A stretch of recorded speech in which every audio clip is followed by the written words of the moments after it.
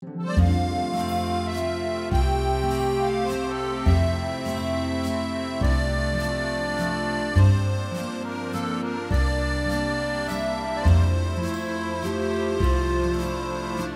mes amis, c'est Pavel et le projet Mind Your Cash et vous êtes sur la chaîne qui est consacrée aux investissements et au trading. C'est le dimanche et comme tous les dimanches, nous parlons de la bourse, de l'économie. Nous faisons un tour de la planète financière pour analyser les différents événements les plus importants de la semaine passée et essayer de se projeter pour la semaine à venir. Je vous rappelle que cette semaine, j'ai publié une vidéo qui est consacrée au PEA. Donc c'est une vidéo qui a été publiée hier matin. Si vous n'avez pas vu encore cette vidéo, je vous invite de la voir. Et pour cette vidéo, nous allons parler des sujets un petit peu généraux. Je vais vous présenter un petit peu mon sentiment des marchés par rapport à la situation actuelle, bien évidemment. Après la forte hausse du vendredi, on va essayer de comprendre pourquoi cette hausse a eu lieu, qu'est-ce que ça signifie pour la tendance actuelle. Et nous allons aussi essayer de comprendre dans quel état d'esprit actuellement se trouvent les marchés financiers. Avant de commencer de parler de tout cela, je vous rappelle, s'il vous plaît, mes amis, de mettre en like. Ça m'aide énormément pour développer cette chaîne gratuite. Pour vous, ça coûte rien. Pour moi, c'est vraiment une véritable aide. Et n'oubliez pas de partager cette vidéo à vos amis qui s'intéressent à la bourse et à la finance, qui veulent probablement ouvrir un PEA ou un compte titre, qui peuvent être intéressés par l'investissement boursier de manière comment je les présente sur la chaîne Mind Your Cash. Voilà, au début de cette vidéo, j'aimerais bien aussi vous rappeler que la semaine dernière, j'ai fait une proposition qui a accueilli quand même beaucoup de commentaires pour transformer le projet Mind Your Cash, pour le faire évoluer plus dans les directions patrimoniales. Parce que c'est vrai que nous parlons principalement de la bourse, mais on touche un petit peu les autres sujets, notamment le sujet immobilier, que c'est un sujet un petit peu fétiche en France, qu'on aime tous, on aime la pierre physique, la pierre papier, donc tous ces sujets-là. Et j'aimerais bien peut-être aller dans ce sens. Et après vos commentaires, j'ai quand même pris la décision de le faire. Donc du coup, à partir, je pense, de la semaine prochaine, je vais commencer à publier sur mon site mindyourcash.fr les articles qui sont consacrés à mon patrimoine personnel. Ça y est, j'ai pris la décision de publier la structure de mon patrimoine. Bon, évidemment, je ne veux pas publier les montants pour des raisons de privacy, des raisons que je pense que tout le monde comprend. Et par contre, je vais partager toute la structure, toutes mes approches, mes acquis, mes erreurs depuis le départ, depuis mes premiers pas dans la vie d'un investisseur. Donc je vais commencer par faire dans le mode blog un petit peu. Et le premier article que je veux publier sera consacré à l'immobilier physique parce que c'est par là où j'ai commencé mes investissements. Je vais vous expliquer quel était le déclic en fait dans ma tête qui m'a fait tourner vers les investissements, comment j'ai commencé par la bourse, quels étaient mes premiers investissements, où je suis actuellement investi. C'est ça qui va être très intéressant dans cette vidéo et grosso modo ça sera un petit kick-off de ces vidéos patrimoniales. Voilà, dites-moi dans les commentaires si ça vous intéresse toujours. Donc et là on va commencer, je pense, dès la semaine prochaine. Donc malheureusement j'ai quand même pas énormément de temps de commencer à faire ces vidéos. Je vais vous parler très franchement quelle est ma structure juridique d'ailleurs, parce que j'ai une structure juridique très particulière et très intéressante avec des entreprises. Je vais vous expliquer pourquoi je l'ai fait, peut-être qu'il y en a certains qui seront dans le même cas que moi, et ça va vous peut-être ouvrir d'autres pistes de réflexion. Voilà, donc on va commencer maintenant sur les sujets principaux de cette vidéo de Café Dimanche, les sujets traditionnels, les bourses, les marchés, où on en sommes aujourd'hui. Le CAC 40, j'ai analysé hier dans la vidéo de PEA, je ne veux pas le toucher aujourd'hui, je vais faire dans le format libre. Je pense que le dimanche, on est tous tranquilles, on veut un petit peu prendre du recul, pas nécessairement de regarder les graphiques comme ça, tout scotché à l'écran. Et en plus, pour moi, c'est très simple parce que moi, je suis toujours dans mon approche de sortie des marchés. Oui, les marchés montent, mais je suis quand même en train de prendre mes profits. Mon portefeuille boursier se réduit. Et après, justement, dès que je vais revenir en bourse, dans le cadre de cette nouvelle approche patrimoniale, je vais publier toutes les positions que je prends en bourse. Voilà, j'ai pris la décision que maintenant, mon portefeuille va être 100% ouvert. Je vais vous dire dans quel pourcentage de portefeuille j'investis dans quelle valeur. Ce n'est pas quelque chose que je faisais avant. C'est vrai que sur le site mindyourcash.fr, vous pouvez trouver maintenant des portefeuilles ouverts, mais ce sont des portefeuilles modèles. Et il y en a deux en fait, principalement, c'est le portefeuille PEA et le portefeuille Tranquille Biche. Tranquille Biche, je vais dire, c'est pour les investisseurs qui cherchent la sécurité, en fait, qui ne veulent pas prendre beaucoup de risques. eh bien là je vais commencer à publier mes positions que je prends réellement et on va suivre, on va débattre, on va se moquer de moi parfois sur mes erreurs qui vont nécessairement arriver. Je vous rappelle que je ne donne pas de conseils d'investissement, je ne transmets que mes expériences et que mes avis personnels qui n'engagent que moi. Voilà, donc le CAC 40, on a analysé dans la vidéo du hier, le S&P 500 d'ailleurs, dans la publication de la lettre mensuelle que je publiais hier à mes abonnés, j'ai fait l'analyse technique de S&P 500 et pile poil j'ai tombé au bon moment que si on traverse la zone de 4200 points, qui c'est une zone de résistance du canal de Standard & Poor's 500, on peut aller très facilement vers un autre niveau, 4350. 4350, c'est un niveau extrêmement puissant que S&P 500, pour moi, encore une fois, ne saura pas franchir. Je ne peux pas dire qu'il faut commencer à shorter, parce que moi, j'évite les shorts en ce moment, parce que, bon, on va en parler aussi pourquoi. C'est une stratégie quand même relativement risquée, parce que actuellement, nous avons un tas de problèmes dans le monde économique, dans le monde financier, en bourse, mais par contre, on n'a toujours pas des éléments déclencheurs pour vraiment avoir des retournements des marchés. Et donc, ce retournement peut arriver, je pensais qu'il allait arriver par exemple après la crise des petites banques américaines, parce que c'est une crise qui est toujours en cours d'ailleurs. Justement, dans cette publication mensuelle que j'ai fait, j'ai parlé d'un ETF qui propose une exposition sur le Community Banks américain, et on voit que la reprise, elle est vraiment très molle en fait. C'est vrai qu'on n'est pas au plus bas, comme on a été en mars dernier, mais on est quand même relativement bas, on reste toujours quand même assez pas cher en fait sur les valorisations de petites banques. Ce qui veut dire que les investisseurs ne veulent pas retourner sur ce segment, les problèmes sont toujours présents. J'en ai déjà beaucoup parlé des banques Community Banks sur cette chaîne, dans mes précédentes vidéos de Café de Dimanche. Très rapidement pour résumer, mais je pense qu'on est trop optimiste dans cette idée qu'il y aura une consolidation de secteur tout simplement. Je ne pense pas, mais c'est parce que je ne pense pas, c'est un fait qui a été reconnu par Jerome Powell, que ce n'était pas le projet, comme certains croient, que les grands requins de Wall Street mangent un jour les petites banques régionales. Il a dit clairement dans une de ses dernières communications que les problèmes des community banks changent la politique de la Fed, en fait, et en plus il a précisé qu'il limite les capacités de la Fed en termes de la hausse des taux directeurs. Et ça veut dire quoi? Ça veut dire qu'il reconnaît que ce n'a pas été prévu du tout, et je pense que si ça avait été prévu, ça serait un petit peu un scénario presque complotiste. Cela veut dire qu'ils doivent mettre à plat tout un tas d'entreprises, qu'il y en a, je crois que plus que 2000 banques régionales aux États-Unis, ce qui est évidemment un risque énorme à prendre. Donc si la Fed elle avait pris ce risque, dans ce cas-là, si moi j'étais régulateur, si j'étais dans le gouvernement américain, j'aurais des questions à poser à Jerome Powell. Donc voilà, je ne pense pas en fait, pour être honnête, que ça a été prévu, et je pense que Jerome Powell non plus, il ne croit pas que c'était quelque chose normal pour gérer la crise.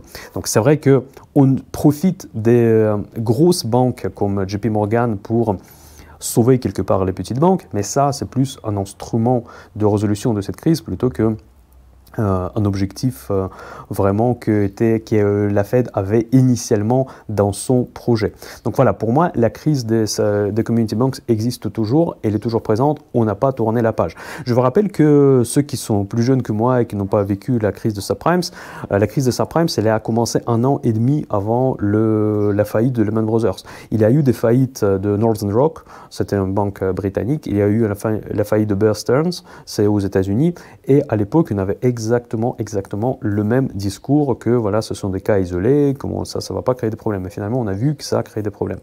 Et, certains me disent, en fait, dans les commentaires, ça c'est quelque chose assez surprenant, que c'est nonsense de comparer la situation économique de l'époque de subprimes par rapport à la situation économique d'aujourd'hui. Je suis assez surpris parce que ces questions sont posées dans le contexte comme quoi elles ne sont pas d'accord avec moi, ce qui ne me dérange pas, hein, chacun a son avis, mais par contre je suis d'accord sur le fond de l'expression qu'on ne peut pas les comparer parce qu'à l'époque on n'avait pas autant de dettes, à l'époque on n'avait pas autant de programmes de soutien qui ont été obligés de lancer, à l'époque on n'avait pas de marchés obligataires administrés qu'on est obligé de rendre administré. Maintenant, on commence à parler même de marché des obligations d'entreprise pour devenir un marché administré, encore une fois, parce que la Réserve fédérale, il a déjà évoqué à plusieurs reprises qu'elle en cas de crise, elle va intervenir sur le marché de la dette des entreprises. Pourquoi pas aller sur les actions? Pourquoi pas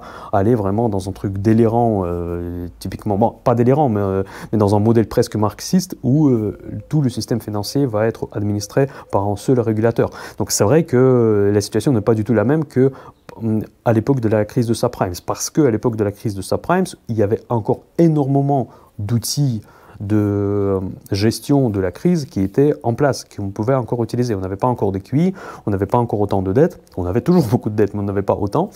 Et aujourd'hui, on n'a plus du tout de ces outils. Il faut vraiment bien réfléchir que la grosse différence par rapport à la crise de subprimes, elle n'est pas plutôt positive, elle était plutôt négative. Parce que avant que la crise de subprimes, avant que Lehman Brothers fasse faillite, on n'était pas au courant que tous ces, on va dire, tous ces outils sont possibles. Typiquement, le quantitative easing, on n'était pas au courant que ce mécanisme pouvait être mis en place. Aujourd'hui, on sait, mais par contre, cette cartouche a déjà été tirée, donc on n'a plus cet instrument. On ne peut plus aller plus loin à cause de l'inflation, parce que entre 2009 et la situation après le Covid, on était dans une période quand il n'y avait pas d'inflation. On a vécu vraiment une décennie à l'inflation presque à zéro, ou proche de zéro. Aujourd'hui, ce n'est plus le cas, et maintenant, quand l'inflation n'est plus à zéro, ce n'est pas du tout le même contexte. Donc, les instruments qui marchaient dans un contexte d'inflation à zéro, ils ne marchent plus dans un contexte où l'inflation n'est plus du tout à zéro, et même de loin de ne pas à zéro. Donc là, on a toujours des pays où l'inflation, on n'arrive pas à arrêter, notamment la Grande-Bretagne, ce n'est pas la petite économie. Voilà, donc je pense qu'effectivement, si on compare les deux crises, c'est quelque chose que je n'aime pas faire habituellement, parce que chaque crise a sa propre structure, a ses propres particularités. Donc si on savait en avance quel type aura la prochaine crise, cette crise n'aurait jamais eu lieu, parce qu'on saurait se préparer, etc. Mais c'est vrai que si on essaie quand même de faire cet exercice de comparer les deux crises, ce que je ne fais pas, mais la comparaison n'est pas en faveur de la situation actuelle. Pour moi, en tout cas, dites-moi dans les commentaires si vous n'êtes pas d'accord. Et chaque fois, pendant cette période-là, pendant la dernière décennie, chaque fois, on a réglé tout un tas de crises. La crise grecque, après la crise de Covid, bon, il y a eu tout un tas de petites crises à gauche à droite. Et à chaque fois, on sortait avec encore plus de dettes. Jusqu'à où on peut aller? On peut aller, la limite, elle est assez claire. Sauf que timing, il est impossible de terminer. La limite de fonctionnement de ce système, c'est la confiance dans la Réserve fédérale. Le temps qu'on fait confiance que la Réserve fédérale peut régler tout le problème, on peut fonctionner de cette manière. On peut même extrapoler l'expérience, on va dire, des Japonais, qui font du interventionnisme depuis des années 90, on peut encore continuer beaucoup plus loin. Mais attention, Japon, c'est un pays quand même très particulier, c'est une économie très particulière qui est très orientée export, et quand même au niveau de taille de l'économie, elle est quand même beaucoup plus petite que l'économie américaine. Ce qui possible de faire dans un contexte spécifique japonais, je ne pense pas qu'on peut aussi facilement extrapoler sur une économie aussi large comme les États-Unis. Voilà, donc ça c'est mon avis. Donc là je pense que c'est quand même le contexte super particulier. Et pourquoi j'en parle de tout cela? Parce qu'aujourd'hui, quand on commence à faire du stock picking, parce que, évidemment, la chaîne Miner Cash, c'est avant tout la bourse, avant tout la sélection d'actions. Aujourd'hui, nous sommes face à un phénomène des marchés efficients. Et je pense que c'est ça le cœur du sujet de cette vidéo. J'étais un petit peu bavard dans ma préface. Ne vous inquiétez pas, le café dimanche ne va pas durer 2 heures. C'est juste que je voulais vous parler justement de ce concept de marché efficient. Pour ceux qui ne connaissent pas, c'est une théorie, si vous voulez, qui a été évoquée beaucoup dans un livre très populaire que moi, personnellement, j'ai lu, je conseille à lire, qui s'appelle le Random Walk Through Wall Street, je crois que c'est comme ça exactement que ça s'appelle. Donc en gros, c'est une promenade aléatoire à Wall Street, je ne sais pas, version française, comment ça s'appelle ce livre. Donc justement, l'auteur de ce livre, il présente la théorie des marchés efficients comme une théorie de base, et grosso modo qu'on ne peut pas battre le marché. En fait, le marché efficient, ça veut dire quoi? Ça veut dire que le prix dans un marché liquide représente toutes les informations positives et négatives connues à ce jour. Donc ça veut dire qu'il n'y a pas de possibilité d'arbitrage, comme on appelle sur le marché financier. Si l'action totale aujourd'hui vaut 500 euros, ouais, malheureusement pas encore, 55 euros, cela veut dire que c'est son prix objectif. Moi, je ne suis pas un adepte de cette théorie, pas du tout et de loin. je vais vous expliquer également pourquoi, mais en tout cas, ce modèle, il est très intéressant à considérer dans la tête pour des différentes raisons. C'est que déjà, parfois, les marchés sont dans une situation d'efficience. D'ailleurs, aujourd'hui, je pense qu'on est pas mal dans cette situation-là, en tout cas, on est proche.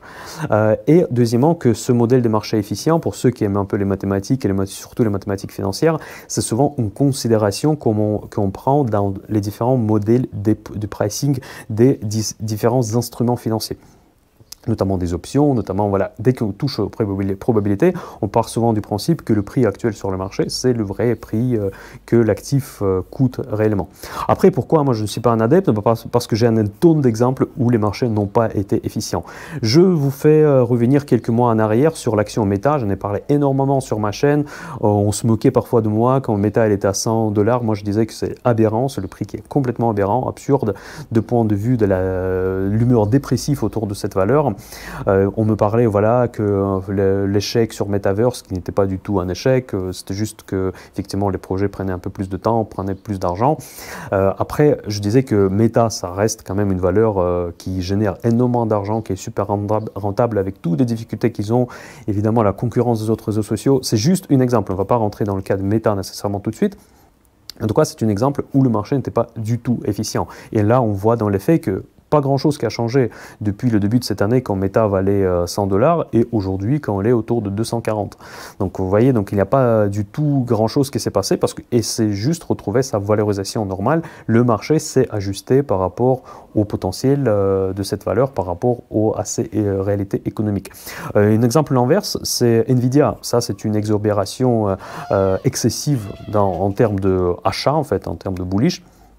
Qu'on achète tout parce qu'il y a un hype qui s'installe autour de Nvidia. Nvidia, elle a triplé. Bon, presque comme Meta, sauf que pour une mauvaise raison, parce que Nvidia, quand elle était, je ne sais plus combien on le baissait, bon, disons à 120 €, à 120 $, elle était toujours chère, mais par contre là maintenant elle est triplée et elle est devenue absolument incroyablement valorisée. Et même Cathie Wood, c'était vous savez, une gestionnaire de fonds qui était très populaire dans l'année 2020-2021, quand elle a fait des gros profits dans l'investissement dans tout un tas de quasi-start-up technologique, et donc du coup elle faisait la une de tous les médias parce qu'elle faisait des gros profits et elle n'hésitait pas d'investir dans des valeurs qui valaient vraiment déjà des fortunes en bourse, et après son fonds s'est littéralement écroulé. Et récemment elle est revenue un petit peu à la une parce que justement même elle a dit que la valorisation d'Nvidia ça ne rime à rien. Donc j'en ai déjà parlé, en fait on a trop parlé peut-être même de Nvidia ce dernier temps sur ma chaîne, sur Telegram. D'ailleurs j'ai oublié de vous dire que j'ai la chaîne Telegram, je suis présent toute la semaine. Et donc c'est là où on a la plupart des discussions intra-week si vous voulez. Et donc, Nvidia, actuellement, justement, c'est un exemple d'inefficience des marchés, mais dans un sens inverse par rapport à Meta. Voilà, pourquoi j'en parle aujourd'hui? Parce que moi, je pense qu'aujourd'hui, justement, le marché, il est efficient. Parce que quand vous regardez les valorisations sur le CAC 40 ou sur S&P, sur Nasdaq, c'est un peu plus délicat, mais disons, prenons ces deux indices phares de la France et des États-Unis respectivement. Bon, il y a certains titres de la qualité, de moins en qualité, value, pas value, ou plus de croissance, ils sont valorisés à une certaine valeur. Dès que vous commencez à chercher des opportunités dans cette cote, c'est très difficile parce qu'aujourd'hui, le marché valorise quasiment toutes les expectations, toutes les attentes positives qu'on puisse avoir par rapport à ces valeurs. Dès que vous commencez à penser que, ah tiens, cette valeur me semble sous-valorisée, très probablement, vous ratez quelque chose. Très probablement, vous ne prenez pas en compte un risque particulier de cette valeur, peut-être un risque interne, qui fait que cette valeur est légèrement sous-valorisée par rapport à ses concurrents boursiers. C'est ça qui est en fait le phénomène qui s'appelle les marchés efficients, que chaque fois qu'on voyez une opportunité, c'est probablement vous n'êtes pas au courant de quelque chose tout simplement.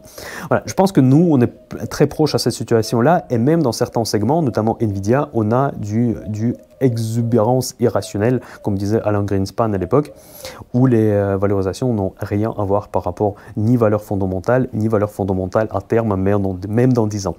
Voilà, c'est pour ça je pense qu'aujourd'hui, faire du stock picking, ça devient vraiment extrêmement compliqué. Soit vous faites du trading, soit vous faites des niveaux, par exemple. Là, ok, là je viens de dire que S&P 500 elle a traversé le niveau et maintenant le chemin est ouvert à 4350.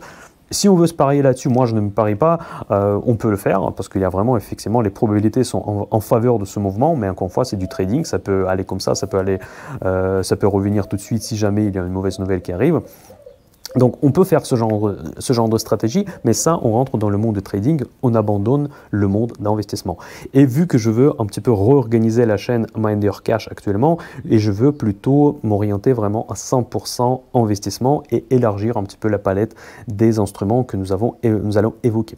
Je pense que la meilleure façon de passer le temps, si vous voulez, en ce moment quand les marchés sont chers, c'est plutôt d'investir dans sa propre formation, peut-être le temps qu'il y a du temps, en fait, prendre ses profits, surtout n'hésitez pas à prendre les profits, et un petit peu passer le temps pour s'ouvrir à d'autres produits, notamment obligations par exemple, ça peut être assez intéressant. Vous savez, on peut faire de très beaux profits sur les obligations également, il n'y a pas que les actions où on peut investir. Les options, ce que je parle déjà systématiquement dans mes vidéos, le Club Option Invest que j'ai créé, je trouve que les options sont largement sous-évaluées, si vous voulez, par rapport à l'intérêt du grand public, parce qu'il y a des stratégies extrêmement risquées. Si on ne sait pas les utiliser, c'est un produit extrêmement risqué, mais par contre, si on sait les utiliser, ce n'est pas la mort, hein, ce n'est pas quelque chose d'insurmontable, vous pouvez vraiment monter des stratégies qui sont parfaitement collées à votre profil de risque, et même si votre profil de risque il est très défensif. Donc c'est pour ça que je pense que c'est vraiment la meilleure façon de passer le temps quand les marchés sont dans l'état d'une parfaite, si vous voulez, efficience, où les valeurs qui vous paraissent sous-évaluées, cela veut dire c'est souvent juste pas les trappes à valeur, mais souvent qui cachent un problème que vous potentiellement ne voyez pas. Je voudrais faire une petite remarque par rapport à des valeurs de qualité, entre guillemets, donc par exemple le luxe, par exemple tout un tas de valeurs qu'on peut considérer comme des valeurs très qualitatives. Eh bien, toute la qualité, elle a son prix. Par exemple, je prends l'action LVMH. Récemment, elle s'est corrigée, ainsi que Hermès, on en a parlé, aussi j'ai largement anticipé, je vous ai parlé que c'était trop cher, que la correction sur le secteur de luxe était inévitable. On l'a vu largement sur le CAC 40. Eh bien, ça, c'est un excellent exemple. Par exemple, c'est de la qualité extrême, surtout Hermès, si vous regardez tous les ratios, c'est juste la folie.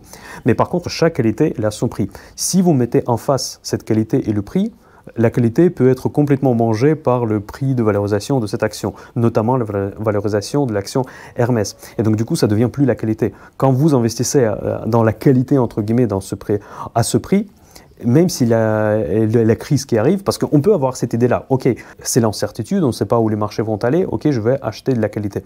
Mais la qualité au prix que le marché nous propose aujourd'hui, ce n'est plus la qualité, c'est presque le junk, en fait, c'est presque de la poubelle. Parce que c'est vrai que si les marchés vont commencer à se corriger fortement, les valeurs valorisées comme Hermès, comme LVMH, qui sont valorisées à des ratios absolument incroyables, bon, c'est pas aussi incroyable comme Nvidia, on ne peut pas dire qu'il y a une bulle sur les valeurs de luxe, mais sauf qu'ils sont juste valorisés de manière extrêmement chère, ces valeurs vont corriger très fortement. Et on l'a vu juste après mes commentaires sur le secteur de luxe.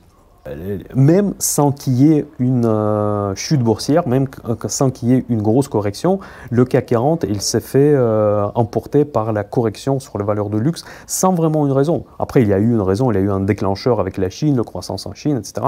Mais il n'y avait pas d'une crise proprement dit, n'est-ce pas? Donc, mais par contre, ils se sont corrigés parce que les marchés ne pouvaient plus accepter cette valorisation malgré la qualité de ces dossiers. Voilà, pour résumer cette vidéo, mes amis, donc c'est que la meilleure façon de passer le temps, c'est de se former en ce moment, selon moi, encore une fois.